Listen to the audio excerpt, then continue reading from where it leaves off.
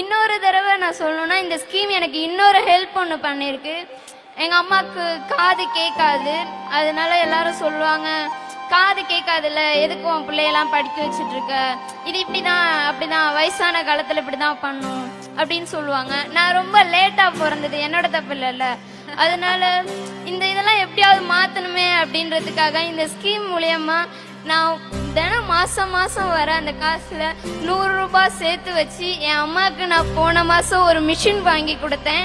அந்த மிஷின்னால இப்போ எங்கள் அம்மா கேட்டுட்டு இருக்காங்க, கண்டிப்பாக படின்னு சொல்கிறீங்க, கண்டிப்பாக படிக்கிறேன்.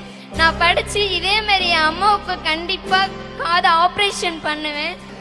அப்பா அம்மா கவலைப்படாதீங்க, உங்களை எந்த இடத்துலையும் விட்டுற மாட்டேன். உங்களை தப்பா பேசினவங்க நான் பார்த்துக்கிறேன், ஓகேவா?